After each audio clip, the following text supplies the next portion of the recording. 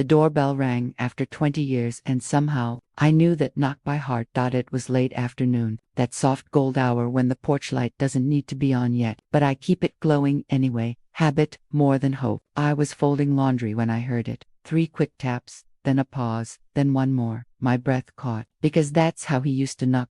Knock. Since the funeral had I heard it, that exact rhythm, polite but certain. It felt like time itself had just stopped at my front step.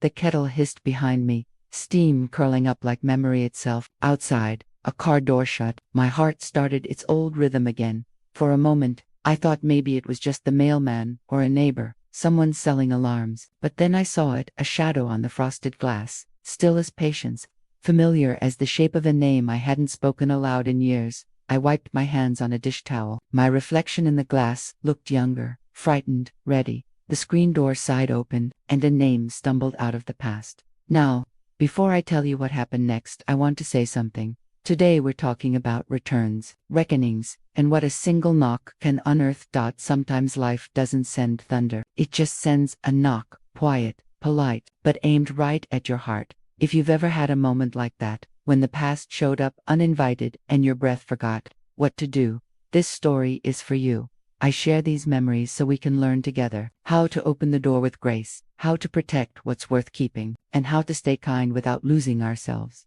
If stories like this remind you of someone, a friend, a mother, a memory, go ahead and click that little button so we keep each other company here. Stay with me. I'll tell you why that knock changed everything. The kettle whistled and the porch light hummed home. The way I remember it, every morning looks the same. And I like it that way. I rise with the light. I put the kettle on and let the house give itself a soft, polite wake. The radio plays the news, low and steady, not because I always followed the headlines, but because the sound of other people's routines makes my own feel company. I have a chair by the window that cradles me, the way a friend holds a hand. There's a dent in the arm from the time my husband leaned over to reach a jar. I know it's shaped like an old story.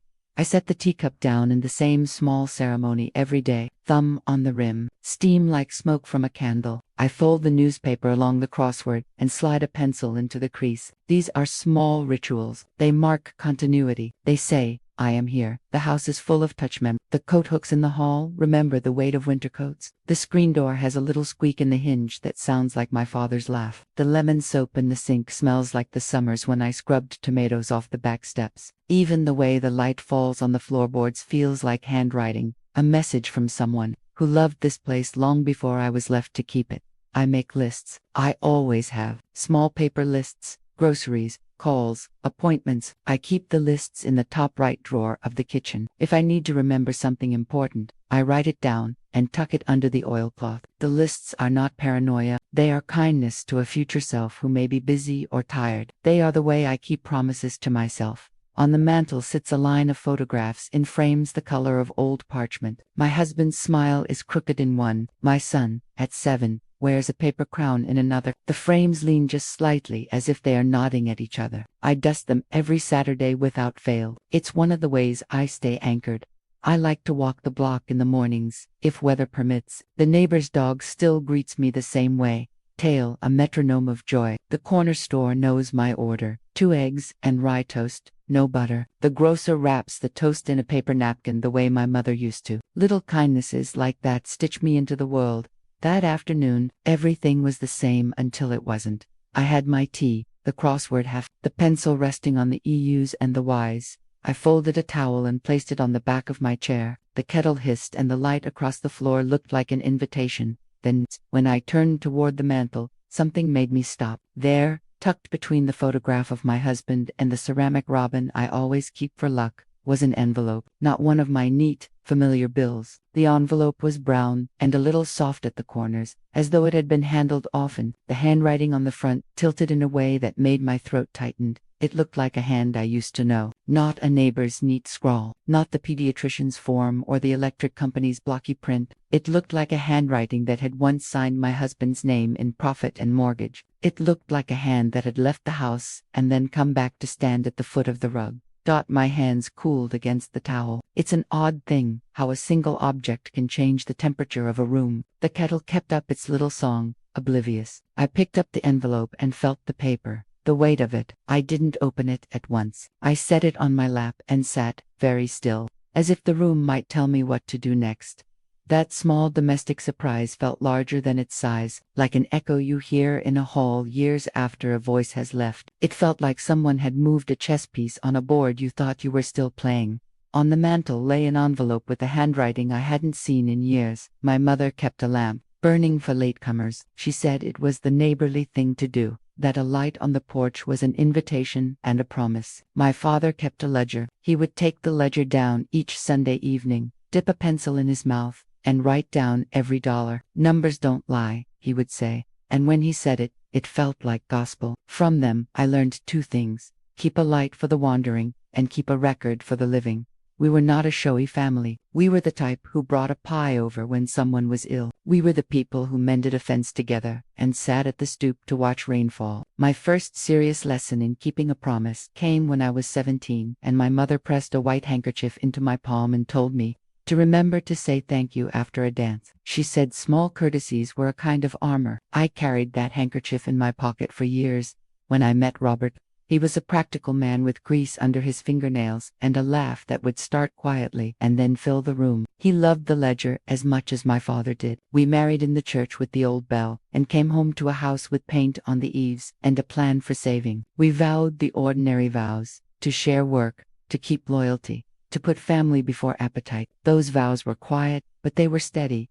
We learned how to be kind and how to be precise. Robert taught me to measure things twice and fix them once. I learned to keep invoices in a neat pile and to never, ever sign anything without reading every line. After the baby came, I would balance the crib work with our small business ledgers. I kept everything labeled and dated. It felt sensible. It felt right. When Robert died, keeping the books became a way of keeping him. I could feel his thumbprint in the margin of the ledgers, the shorthand he used for parts and for promises. For months I sat at his desk and let the order of numbers do my grieving for me. They were a map back to steadiness. Those habits became my habits. 1. Kept lists. I wrote dates in the margins of calendars. I left notes on the fridge. To me, memory and record were cousins. A memory could slip. A record would not. The ledger and the lamp, both were small things that said, we were here. So when the world began to speak of forgetfulness, it felt like theft. It was not just the idea that I might misplace keys. It was the erasure of a life's careful labor. If a signature could be called shaky, what would that mean for the years of keeping accounts and holding promises? I taught my son to write his name neatly, to fold a paper boat so it could go the distance, to say thank you and to keep an eye on what mattered. I hoped he'd carry on the work of small duties, the sort of thing that makes a house a home. Sometimes I think he did. Sometimes I think people learn different lessons than the ones we try to teach. There is a difference between the love you hand over freely and the authority you must keep. My parents taught me to be generous, to open the door, and to leave a lamp burning. They also taught me to keep a ledger, to hold evidence, and to hold on. Those two values are not at odds. They are the grammar of a life lived with respect. When I look back now, I can see how the two lines, hospitality and record keeping, shaped the person I became. It is why a single knock can tug at something so deep. A knock wakes the lamp and rattles the ledger, both at once. I learned to listen for a knock long before I understood why it mattered. We built our life on small acts. Morning coffee, mending the fence, baking an extra pie for the new neighbor. We learned to forgive over little things because the big things were easier to forgive when you kept practice at the small. Robert and I put up the roof, painted the shutters, planted the maple in the yard for the baby we hoped for. We paid the bills on time and kept the receipts. There was a rhythm to it, a reliable rhythm that made the house hum like a well-tuned instrument. When the children grew and the house began to feel wider, help found us. It is a sweet thing when your son moves back into the neighborhood closer, with promises to check in, take out the trash, pick up prescriptions. For a while I welcomed it. I liked the way his laughter echoed down the hallway. I liked the small kindnesses. Who doesn't want to be looked after by the people they love? But help can be a strange currency. A favor extended can become an expectation. A kindness given can become a habit. One load of laundry picked up for convenience can become the new arrangement. One time, I left my keys in the dish, and my son tucked them into his pocket just for safekeeping. He never meant it in malice. It is only that small things accumulate. I began to notice tiny shifts. The calendar I had kept for 4 decades, every birthday, every anniversary, Every dentist appointment was still there, but new notes appeared in pencil that I did not make. Call insurance, check with son, little commands that changed the voice of my day. I would find a check I had written weeks ago, now corrected by someone else's pen. Sometimes the mail would be forwarded without my asking. Neighbors are watchful. They mean well. They drop off casseroles, offer rides, and sometimes, without intending cruelty, they become the ears and mouths of a news story. You look tired, dear, they'll say, and the sentence grows into a landscape of assumptions. Once, a neighbor remarked, "It's nice your son's around, helps keep things on track." A compliment to some, a small erasure to me. The fault line was not an earthquake, it was a hairline crack in the plaster. You don't notice it until the light falls a little differently and you stop trusting the picture on your wall. We assumed a shared care would be a collaboration. Instead, it became a drift. Decision-making shifted from the person who had paid the mortgage and balanced the checkbook to those who felt they could do it more quickly. Little things began to feel like choices,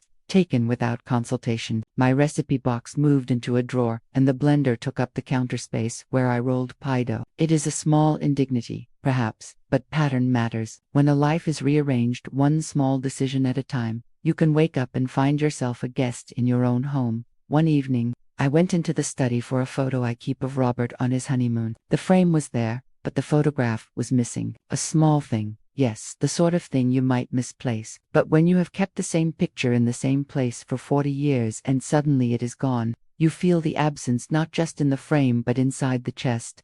These are not grand betrayals. They are slow erosions that leave you polite and bewildered at the edge of your own life. When we fail to ask, when we assume, when we do nice things and then choreograph someone else's life in the name of convenience, an invisible authority grows. It is subtle. It is tidy. It looks like love on its good days and management on its tired ones. That night I found an old photograph missing from its frame. One knock can carry a life's worth of silence. Opened the screen door before I fully remembered that I was supposed to ask who it was. The silhouette on the stoop filled the glass like a photograph come to life. Older, yes, but the same outline I'd once known. He stood with his hat in his hands and a bag at his feet, looking like someone who'd practiced this moment while awake at night. "Evelyn," he said. The name on his lips had a long pause in it.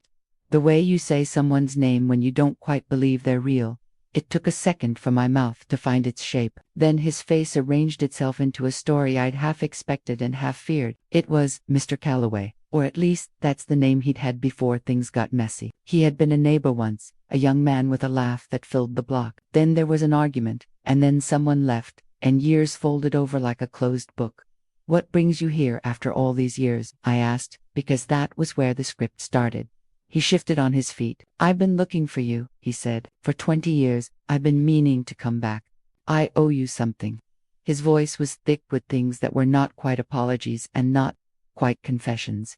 The bag by his feet clinked when he set it down. He said he had news, and he said he had a favor. He said the favor like a small coin he hoped I'd accept. He had been through hard times, that much he admitted freely. The sort of hard times people around here whisper about when they don't want to seem cruel. He asked if I would listen. Naturally, I invited him in. That is what my house is for. He sat a little stiffly in the chair that used to belong to my husband. The house made a familiar sound when an old frame is opened, like a radio finding the station it always preferred. He unfolded a paper slowly. It smelled faintly of smoke and travel. He told a story that stitched back through the years. A job lost, a child gone wrong, a debt unpaid. His words came in halting pieces, like someone pulling at a sweater until the thread shows. Then he said something I had not expected. He said there was a ledger. He said the ledger had once been under my husband's hand, and he'd known about it back then. He said there were names and promises in that ledger that, if read openly, would change how people remembered a certain chapter. He said he'd been part of a decision 20 years ago that made one family safer and another poorer. He said he'd come to make it right. My chest tightened. I felt the room narrow. This was not the simple favor I'd imagined, not a cup of sugar, not a ride to the doctor. This was a reckoning. It required names, dates, a sort of accounting that my tidy life had tried hard to keep separate from the messy things people do when they are scared. He promised a truth, and he promised compensation. He promised that if I helped, he would sign a statement, make amends, and participate in whatever restitution was needed. He said it carefully, as if words could stitch the past and not rip it. I listened. I drank my tea. My hands were steady, but my heart raced in the small, practiced way it does when you realize a quiet life needs to become loud to survive. He said he'd been looking for me for 20 years and then asked for something I hadn't expected. Neighbors, don't shout. They spread a soft rumor that corrodes. Mr. Visit did not stay between us. That is rarely how these things work. Word moves on a block the way sunlight does. It finds the cracks and warms them. By evening, Mrs. Dalton from 2 doors down had come by with her usual pot roast, but this time her smile had a question mark at the corner of it. Is everything all right, Evie? She asked, setting the dish down. I told her the truth in small pieces. I did not want to make a sermon of it in her kitchen, so I kept it bare. A man came by, said he had a ledger, and asked for help correcting a wrong. By the next morning, my telephone started ringing with different voices. One cousin I hadn't heard from since the funeral called to say, if you need help, we're here. Another neighbor asked, are you sure you want to get mixed up in that? The pity, wrapped in practicality, felt like a blanket someone else had thrown over me in a draft. My children, naturally, had their own reactions. My younger daughter said, gently, maybe we should hear him out. My son, well, he warned me about stirring up old ghosts. He spoke quietly across the kitchen table. Ma, you don't owe anyone trouble at your age. His eyes were tight. I could see him trying to measure the risk to his own life. Old loyalties tested. Friends of the family who had been at those decisions 20 years ago shifted uncomfortably when I mentioned his name. There was a cousin who remembered getting a small loan back then and now avoided my calls. A neighbor confessed that he'd been part of a meeting in a back room once and that the ledger had been passed around like a secret recipe. Evelyn, the story is not a simple one. The visitor pressed, in his humble way, for acknowledgement. He asked for a public reading of the facts, or at least for my permission to go to the town council and present the ledger as evidence of what had been done. My son said no. My daughter said yes. The porch became a courtroom without benches. Rumors are small and persistent. At the grocer's, the cashier lowered his voice when he asked me if I'd seen the man. At church, people inclined their heads in a new way, like they were trying to be gentle and not be seen as taking sides. Whispers travel like fine dust. You don't notice them until they settle on your furniture. A neighbor dropped by with a dog-eared notepad and said, sometimes these things should stay in the past, Evie. I felt my blood cool, because I know how those words can be a polite erasure. Another neighbor left a note with the rector's number and a suggestion to seek wisdom before action. It felt like everyone had a hand on the lever of what should happen next. The visitor's presence had turned my home into a place of counsel. Everyone had an opinion wrapped in kindness. Some people wanted reconciliation, others wanted quiet. Some urged public truth, others feared the scandal. My role as matriarch, the woman who had kept the home and kept the ledgers, felt suddenly like a position in a tug-of-war. I had not asked to join. They left with a note and a look that told me something had shifted. A paper trail sometimes smells like rain on dry ground. It tells you who's been here. After the whispers multiplied, the practicalities began to land one by one. The ledger Mr. Calloway spoke of, he said it was stored somewhere off the block now, in a box of someone's attic archives. He offered to show me the entries he remembered. Dates, names, a plan executed under pressure, the movement of small sums and favors that had kept some families afloat while others moved on. I climbed the attic steps feeling like a child again. My footfalls small against the boards. The attic is a place of heat and dust and old smells. You can almost hear the people who once arranged those things. Mr. Calloway sorted through boxes like a man trying to arrange his own past. Pulling a ledger from a cardboard box is a different sort of theft than pulling a knife. It opens a wound that has been stitched for years. The first pages were brittle but legible. At the top, faint and tidy, were entries in my husband's handwriting, dates, amounts, names. Then, a smudged note in a different hand, a shorthand commitment that had been made in a nervous hour. The ledger told a story of a decision hatched in a phone booth and sealed with nods over coffee. Part of me wanted to close the book and go back to my chair. Another part of me wanted to read every line until the paper grew weary. When I took the ledger downstairs, the house smelled older, like the day after a storm. I set it on the table and opened to a page that made my palms sweat. There, in a column, was an entry referencing a property line adjustment and a small sum moved in the night to compensate. It was technical language made to obscure intention, but the meaning was clear. Someone had shifted resources quietly, and a family's burden had been redistributed without consent. A lawyer neighbor suggested caution. Paper is persuasive, he said, but also dangerous. You don't want to be the one to light a match if what's in there is enough to burn. Some church members counseled mercy. If there was a desperate need, perhaps it was the only way. Others said the ledger was evidence of overreach. There were practical consequences, too. A distant relative, who once benefited from a small provision, called to ask if my family planned to reverse arrangement. A municipal inspector phoned about a boundary marker that now seemed to matter. Where once such things had been quiet, now they needed signatures, witnesses, and sometimes money.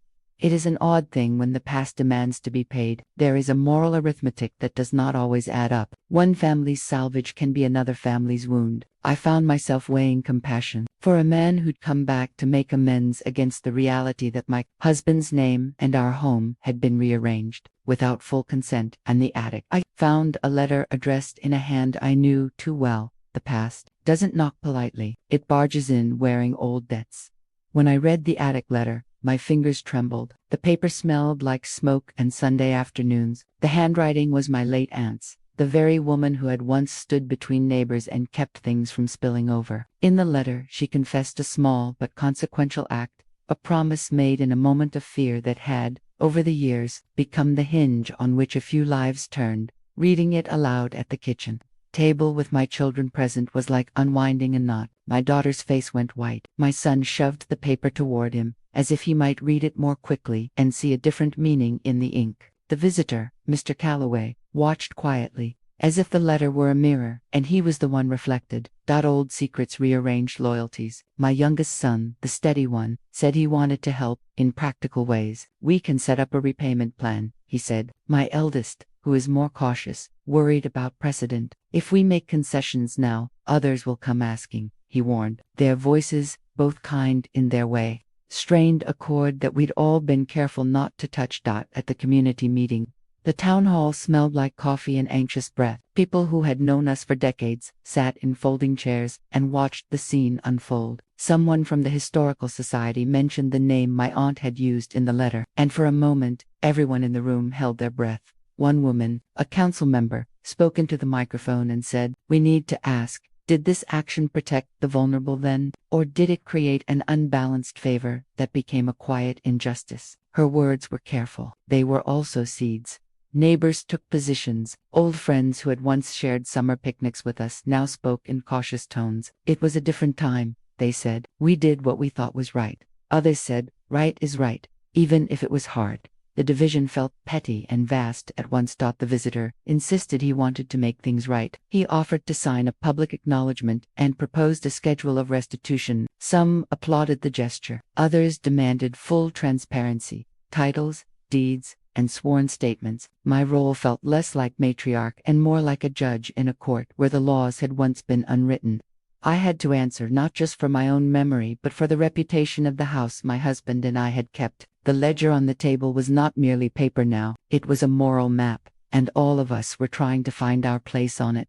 At the community meeting, a voice mentioned a name we'd all tried to forget. Deadlines give panic a legal voice. After the meeting, the tempo changed. What had been conversation became clockwork. A trustee's office called with a date. There was a window to submit claims related to the property. A county inspector set a deadline for demonstrating ownership records. The council required replies by the end of the month. It felt sudden, as if time itself had decided to take a hand and turn the page. Quickly, Mr. Calloway said he could gather witnesses and sign an affidavit if I would allow the ledger to be used. The Historical Society offered to hold a public conversation to air the facts and propose restitution. My son said, "Ma, we can manage the legal side, but you need to decide if you want to meet him halfway." My daughter wanted to know if the ledger could be used without exposing people unnecessarily. I felt like a small boat in a throng of ships that all had their own course. The deadline compressed choice into panic. People began to call, pressing for a decision. An inspector emailed a form that needed my household signature. A neighbor stopped by to say, gently, "Once these things go to county paperwork, they get cold. They stop being the stories we tell each other and become rules." There was also pressure from the visitor's side. He'd been waiting 20 years to be believed. And belief needs time as much as it needs proof. He wanted an answer, an opening that would allow him to make good publicly. If we wait, he told me. Someone else will claim this, or the papers will fade, or the truth will be crowded out.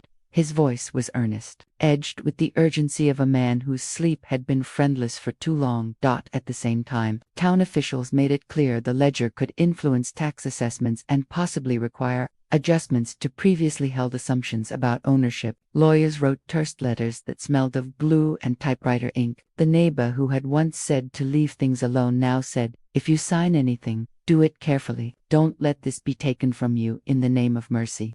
Choices had to be made: accept a public acknowledgement and a repayment schedule, or demand full legal verification and risk alienating part of the community. Accepting the ledger's claims without safeguards could mean opening the house to claims I had not anticipated. Demanding full proof could chill any chance at a reconciliatory gesture. I sat with the ledger spread like a map and felt both the history of generosity and the weight of consequence. The clock was not patient. The window would close. They asked me to decide before sundown. Sometimes the reason softens the blame and makes forgiveness harder. Mrs. Lane from next door has a way of appearing at precisely the moment you need a witness. She brought lemon bars that afternoon and a look that said she had news that might not be easy to swallow. We sat at my kitchen table, the ledger between us like an open map. "I ran into Tom's brother," she said, not waiting for me to ask. "He told me Tom lost his job. Then there was a hospital bill. And then a string of little emergencies. He said he didn't know how else to make it right." It's strange how knowing changes a thing. Anger settles differently when you discover it sits on a bed of fear. Mr. Calloway, Tom, as I'd called him when the world was younger and not so sharp, had not come back only for confession. He'd come back because he had nowhere else to put the thing that was breaking him. Mrs. Lane folded her hands and went on. "He told me he thought someone ought to have the ledger. He thought if he could show the town what had happened, maybe the shame would be shared. He wanted me to tell you that he was sorry for what he'd done, but he also wanted to be believed." Her voice was small and steady, like someone handing you a candle. I thought of the ledger, the brittle pages I had seen in the attic. Paper remembers different things than people do. Ink is ruthless in its fidelity. The ledger showed names and sums and a blurred line that had been drawn in a hurried hour. It described favors that had the feel of mercy and the shape of coercion at once. It showed how a decision made in a small room had ripples large enough to reorder lives. Knowing his motive did not make forgiving easy. It complicated the hurt. When cruelty comes out of hunger, the instinct to forgive is human, but forgiveness is not the same as reopening a ledger without safeguards. I felt pity and I felt outrage, sometimes in the same breath. Mrs. Lane's news made the moral landscape less flat. No longer did I face a single, simple villain. I faced a man who had tried to fix a problem with someone else's name. I faced neighbors who had been kept out of the loop. I faced my own responsibility to the house my husband and I had kept. The question was no longer only, did he do wrong? It was also, what are we going to do now that we know? I took a deep breath and let the steam of my tea fog the rim of my cup. The revelation shifted something. It made urgency necessary and mercy tricky. Stories that start with accusation rarely end with neat bows. They end with hard conversations and compromises no one thinks they want.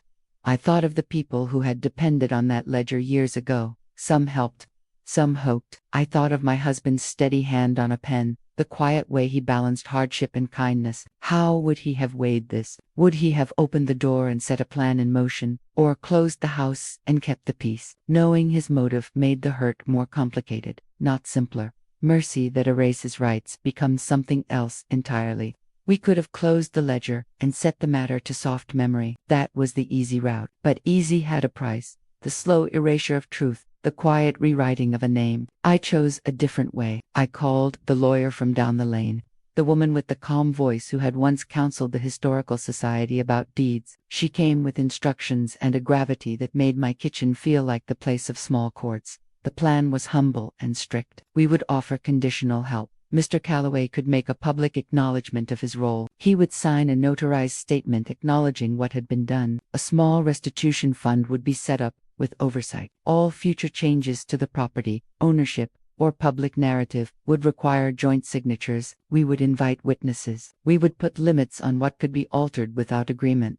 I wanted mercy, but I would not give away rights in the name of forgiveness. Mercy without structure tends to be a velvet glove over a sticky hand. So we wrote terms. Paper takes a blunt, necessary formality. There would be a schedule for restitution, and a meeting to address anyone who'd been hurt. There would be a period of reassessment. The ledger could be read, but only in a context where names would be honored and damages corrected. The cost came quickly. Some neighbors called this prudence. Others whispered that I had made an enemy out of a man trying to make amends. "You're making it worse by making it public," said a woman who remembered us from church. "You should let him do the work quietly." Her eyes were kind, but they had a fear in them. Fear of scandal. Fear of change. My son, who had wanted to shut the door altogether, said I was cold. "Why can't you just help the man and move on?" he asked, as if mercy were a thing you hand out and get rid of. My daughter, who had seen the letter and the ledger, understood why I wanted structure. "Mom," she said, "you have to protect what Grandpa built." It felt like a strange choice between family obligation and community. Confession. There were tears and phone calls. Mr. Calloway bristled at the formality. "All I wanted," he said, "was to be believed." He didn't like the idea of an escrow account or a public statement, but he came back the next week with a hand that was steadier, and a short note asking for time to put the pieces together. I did not expect friends to distance themselves. There were invitations that stopped arriving. There were casseroles that no longer showed at my door. Small social penalties that feel petty become heavy when they cluster. I had traded a certain kind of peace for the possibility of long-term justice, they whispered. I'd gone too far, but I'd gone only as far as I had to. When a town takes sides, even the church door cracks open. The plan set the town humming. Where once there had been quiet suppers and shared grief, now there was conversation that felt like weather, sometimes warm and helpful, sometimes cutting as wind. News spread not in headlines but in phone calls, in sidewise looks at the post office, in hymns at church sung with an edge. I began to receive letters folded in careful hands. One contained an offer of legal help from a cousin in the city, happy to advise pro bono, she wrote. Another, from someone I'd taught in Sunday school years ago, suggested I considered the spirit rather than the letter. Private pleas arrived at my kitchen table in envelopes that smelled faintly of perfume and worry. People wanted to help the visitor. People wanted to protect the house. People wanted both and did not know how to make the two meet. My phone pinged with text messages. "Are you okay, Ma?" From my son. "Need backup." From my daughter, a church elder called to say, "We should gather for prayer and discernment." Each message had its own theology, some for public penance, some for private reconciliation. The lines of opinion traced out alliances that surprised me. The visitor's family offered an olive branch, a public acknowledgement, and an invitation to a small fund to assist those affected. Some saw it as heartfelt, others saw it as an attempt to close the ledger without dealing with the names written within. The meeting dates multiplied. Trustees wanted clarity, historians wanted context, the council wanted a report. Meanwhile, gossip did what gossip does best. It softened nothing and sharpened everything. People who had once been our friends raised eyebrows in the grocery store. A woman I'd known since childhood offered me a too bright smile and said, "Sometimes old things need burying." The idea of burying a truth for convenience felt like being asked to forget a friend. I learned to wear calm like a coat. It kept me warm inside and made the town see a woman who was measured and thus not to be trifled with. Being resolute has costs. There were fewer invitations to bridge games and more polite distance at the post office counter. My son complained that I had made our lives public. My daughter assured me it was necessary. In the middle were people like me, caught between wanting forgiveness and wanting safeguards. The heat came not only from neighbors. My own heart warmed and then froze as I saw the ledger transform from dusty paper into a public matter. The stage was set for the decisive meeting. We would bring witnesses. We would speak the truth aloud. We would decide, together, what restitution looked like. Tomorrow, the whole family would meet at my table to settle it. There are nights when the house seems too loud with what might be lost.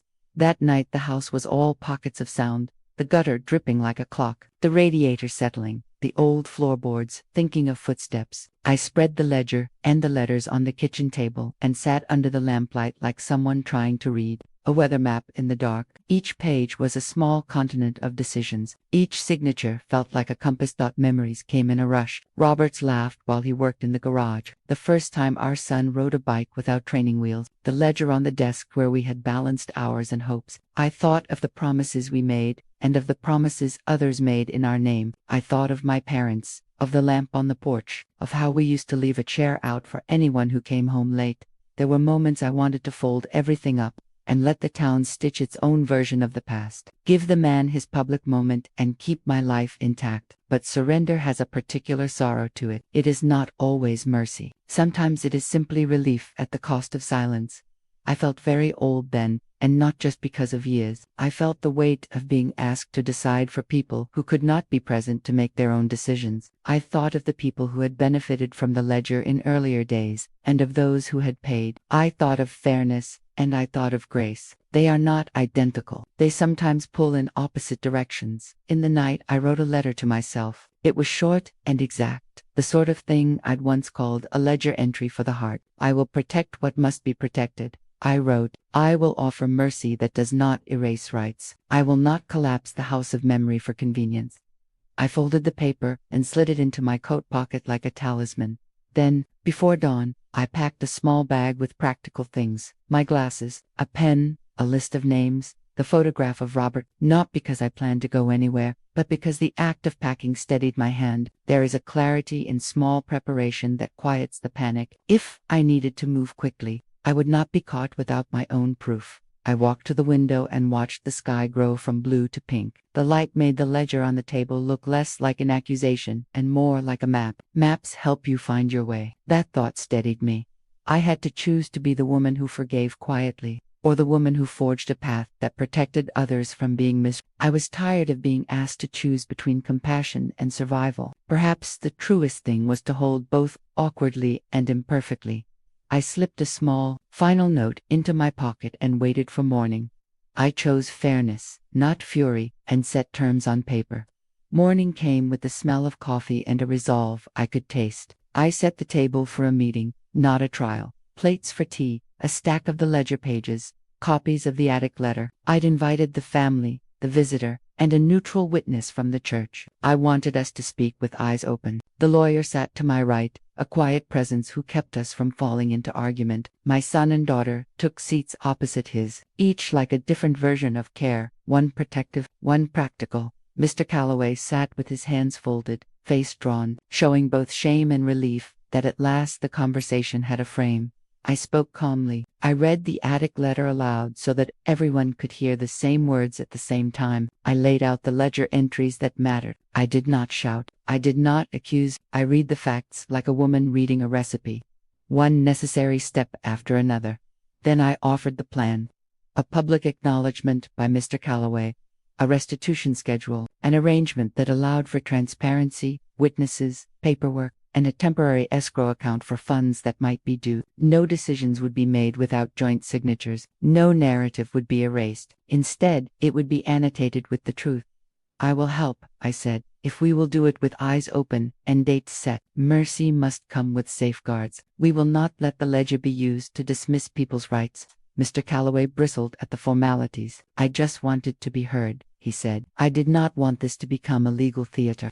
His voice shook. My son looked as if he might argue, something tight in his jaw. He rose then and slammed his palm on the table in a brief, angry motion. The sound made us all start. The room nearly split in two for a heartbeat. I won't let our family be used, he said, low and hot. If this goes public, the town will think we're weak. They'll come asking for more than we can give.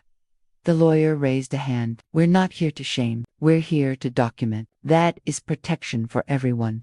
Silence settled. It felt like a held breath. Then, quietly, Mr. Calloway nodded. He agreed to the terms, not because he liked them, but because he understood that truth done right requires patience. My son's shoulders fell. My daughter wiped her eyes. We signed the first page together. It was not the end. It was the beginning of a long process of repair. Someone slammed the table, and the room nearly split in two. I said plainly, you cannot come home and rewrite our story without answer. The kitchen smelled of coffee and paper. The ledger lay open between plates of dry cookies and an uneasy stack of chairs. We had invited people who could keep us honest. A neighbor who'd served as an unofficial witness for years, a calm lawyer from down the lane, and the town's elder who'd once chaired 1,000 difficult conversations. My family sat on one side of the table. Mr. Calloway and his small knot of supporters sat on the other. The air held that peculiar warmth that comes when a room waits for something heavy to be said. I began, not as an accuser but as a woman who wanted facts and mercy to meet in daylight. We are here, I said, because the ledger asks questions that cannot be answered by shoulders or apologies alone. My voice was even. That steadiness matters. People hear different words from a steady voice than from a shaking one. Mr. Calloway's hands were rough from labor. When he spoke, he did not make excuses. "I'm sorry," he said. "I thought I was protecting people. It was foolish. It had consequences I did not mean." His apology was simple. It trembled like a small bird. My son's anger came next. Sharp and raw. "You think a sorry fixes what you did?" he demanded. "You think the town will forget?" He slapped a hand flat on the ledger. The sound made the room flinch. He had reasons to be furious. Anger for pride, anger for fear, anger at being left to pick up threads others had cut. "I don't want to be the kind of mother who kicks someone while they're down," I said. "I also don't want to be the kind of woman who watches her life be rewritten in the name of kindness. There's a difference between compassion and erasure." I looked at Mr. Calloway. "If you want restitution, it will be public and clear. If you want clemency, it will be earned, not handed as a cover." The lawyer explained the options: a notarized acknowledgement that detailed what had been done, a restitution schedule with oversight, an escrow to manage funds, should the ledger require financial remedy. Paper can be blunt. It can also be the slow, patient work of writing things. I asked for witnesses because words remembered in a room are better supported by signatures on paper. Mr. Calloway offered what he could: a written confession, public apologies to those affected, and labor to repair property lines and fences where labor would heal more than money. He agreed to appear before the council and to sit down with anyone who'd been harmed. His hands shook as he signed the first sheet, the ink blotting a little at the edge like the remorse he carried.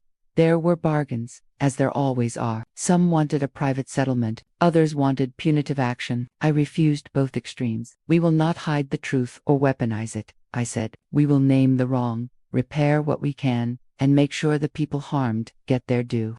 Silence followed, the kind that gathers around a wound to let it set. Then the most tender part happened. Mr. Calloway reached into his coat and handed me a small object wrapped in paper. I recognized it at once. A simple key my husband had once given to a neighbor as a gesture, a token of trust we had shared long ago. 20 years earlier, a different kindness had been extended. Now the key came back with a new face. "Keep it," he said, "for what it's worth. I'm sorry I ever took that for granted." He looked at me like a man who had learned how heavy apology can be. What matters in reconciliation is not one dramatic moment, but a series of small, steady acts. We signed the documents, the statement of acknowledgement, the restitution plan, a temporary escrow agreement. The signatures were not the end, they were the scaffolding for repair. The house felt lighter and heavier at once, the air clearing while bearing the memory of what had been. For a long moment, no one spoke. We put things back on the table and learned to ask before we moved.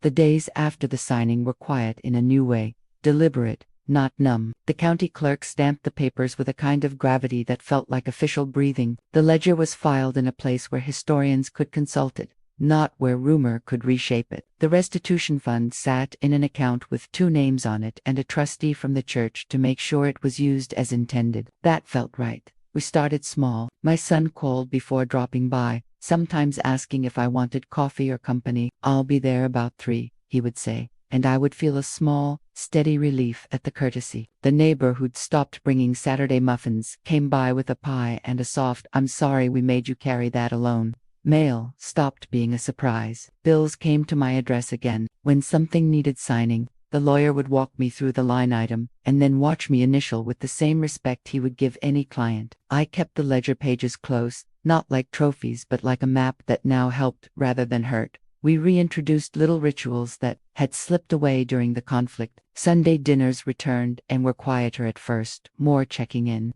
more listening. The table talk shifted from small gossip to real talk. We asked each other questions and waited for answers. We learned to say, "May I?" before moving a photograph or rearranging a shelf. A new phrase entered our house language: "Let's check it together." There were stumbles. Once, someone moved a box without asking, and old nervousness flared. An apology came and was accepted. Honestly this time, trust, it turns out, is less like a single brick and more like a wall you build with small, patient mortar. Rebuilding trust required practical steps. We updated deeds where necessary, clarified titles, and put safeguards in place for any future changes to property or family trusts. The council posted a small public note about the process so the town would see not just one side but the whole of what had happened. Emotionally, things settled slowly. The visitor's public apology led to private conversations. Some in the community forgave quickly. Others needed time. I learned that forgiveness is not uniform. It is personal and particular and rarely linear. I reclaimed small pieces of my life that mattered most. The morning walks, the chair by the window, the ritual of dusting the frames on Saturday. They are the things that remind you who you are. I also kept a keener eye on paperwork and insisted on being part of decisions that affected the house, not out of stubbornness, but out of stewardship. But mending a life takes more than signed paper. Dignity isn't drama. It's the small insistence that shapes fairness. If there's one thing I want you to remember, it's this. Small acts of care are worth protecting. We are taught to be generous, and generosity is a gift. But generosity without terms can become erasure. When someone comes asking in the name of mercy, it is okay to ask for clarity. Keep records, keep receipts, write dates in the margins. I don't say that to frighten, but to arm. A life lived carefully leaves a map for those who come after. When you keep a ledger not out of suspicion, but out of stewardship, you can protect your home and the stories inside it. Invite witnesses for important family decisions, a trusted neighbor, a friend from church, or a lawyer who knows your history. These are ordinary people who make extraordinary safeguards. A witness is not a judge. She's someone who remembers with you when memory needs reinforcement. Ask for things in writing. Please put that in writing is not an accusation. It is a way to turn conversation into clarity. Use dates. Use signatures. Use a calendar on the fridge so that everyone can see commitments and no one can later say, I didn't know. Balance mercy with structure. If someone has harmed, allow for space to make amends, but do it on terms that protect the vulnerable. Restitution can be practical, a repayment plan, labor to repair, a public apology, a signed acknowledgement. Mercy is generous. It is also careful. Practice dignity daily. Dignity isn't a speech you give, it's a habit. It's saying please and thank you, yes, but also saying, I will not cede my voice. Keep your rituals, keep your keys, keep your chair by the window. These are not stubborn stands, they are anchors. Teach the next generation the language of rights and responsibilities. My husband taught me that keeping accounts is a gift to the future. Teach your children that kindness comes with accountability.